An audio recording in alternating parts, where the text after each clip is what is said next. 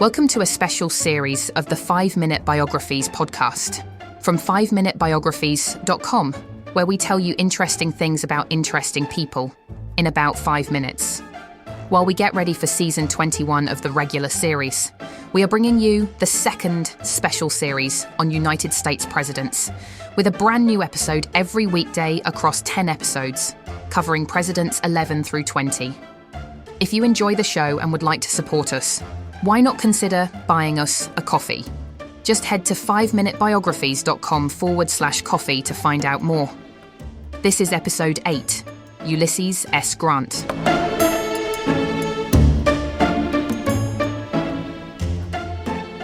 Ulysses S. Grant, the 18th President of the United States, was born on the 27th of April, 1822, in Point Pleasant, Ohio. He was the first child of Jesse Root Grant, a tanner and businessman, and Hannah Simpson Grant.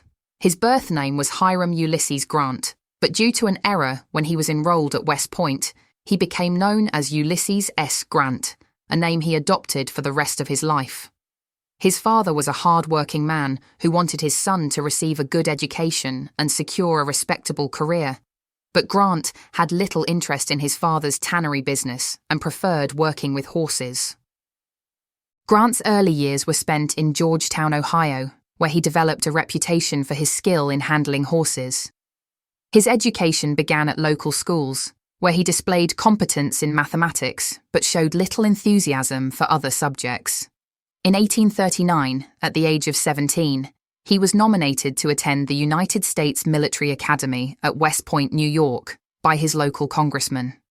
Though Grant had no particular desire to become a soldier, he accepted the opportunity as a means to secure a free education. At West Point, Grant was an average student. He excelled in horsemanship, but struggled with some of his academic subjects. Despite his lack of enthusiasm for military life, he graduated in 1843, ranking 21st in a class of 39.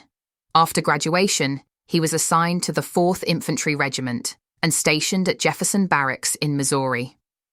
It was during this time that he met Julia Dent, whom he married in 1848.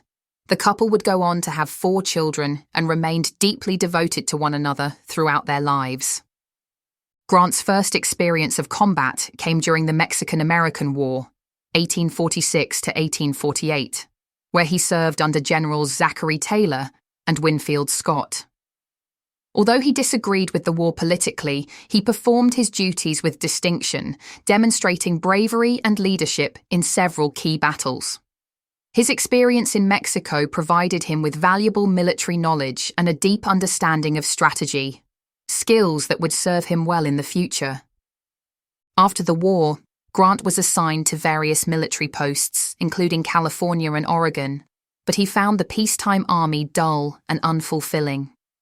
Separated from his family for long periods, he became deeply unhappy and struggled with alcohol. In 1854, he resigned from the army and returned to civilian life, attempting various business ventures, all of which were unsuccessful.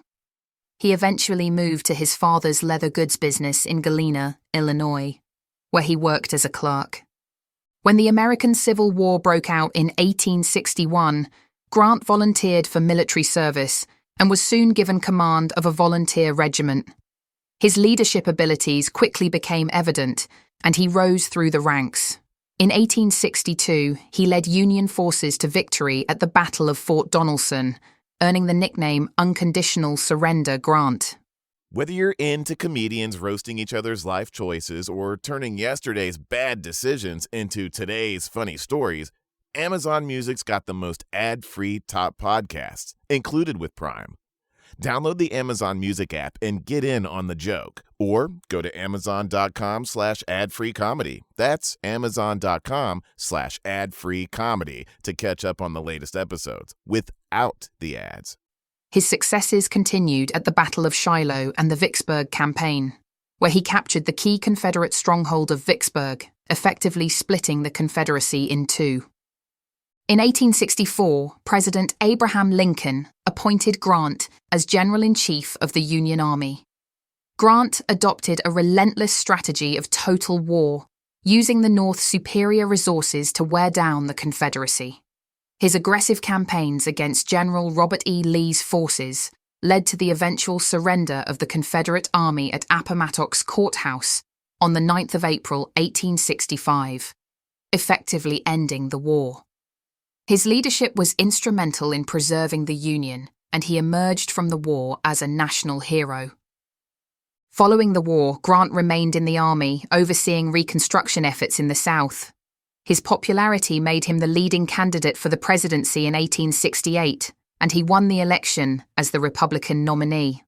He was inaugurated as the 18th President of the United States on the 4th of March, 1869. His presidency focused on Reconstruction, civil rights, and economic growth, but it was also marred by political scandals and corruption within his administration. Grant was committed to protecting the rights of freed African Americans and supported the passage of the 15th Amendment, which granted voting rights regardless of race. He also used federal troops to combat the Ku Klux Klan and enforce civil rights laws in the South. However, his efforts were met with resistance, and the political climate of the time made lasting progress difficult. His administration was plagued by corruption, with numerous scandals involving government officials and members of his own cabinet. Though Grant himself was never personally implicated, his loyalty to his friends and subordinates often prevented him from taking decisive action against corruption. The most infamous scandals included the Credit Mobilier affair and the whiskey ring, both of which damaged his reputation. Despite these challenges, Grant was re-elected in 1872 and continued his efforts to stabilize the country. His foreign policy achievements included peacefully resolving disputes with Britain through the Treaty of Washington and working to improve relations with Native American tribes. However, his economic policies faced setbacks, particularly during the Panic of 1873, which led to a severe economic depression. After leaving office in 1877, Grant embarked on a world tour, receiving widespread acclaim in Europe and Asia. Upon returning to the United States, he faced financial difficulties due to poor investments. To support his family, he agreed to write his memoirs, which he completed while suffering from throat cancer.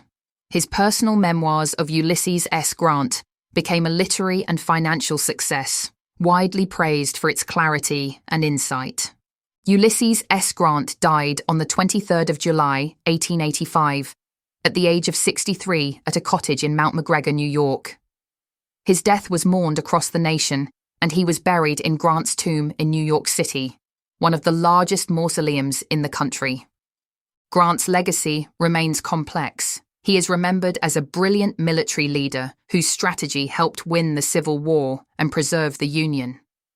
As president, his efforts to promote civil rights were commendable, but his administration was tainted by scandal and mismanagement. Despite these flaws, he is recognized as a man of integrity, humility, and determination. His leadership during one of America's most critical periods helped shape the nation's future, and his contributions to history continue to be studied and debated. Thanks for listening to this special episode of the 5-Minute Biographies podcast. Don't forget, a new episode will be released every weekday during this series, so be sure to follow or subscribe to catch them all. And the regular 5-Minute Biographies series will be returning soon with Season 21. If you would like to support the show, you can buy us a coffee at 5minutebiographies.com/coffee. See you next time.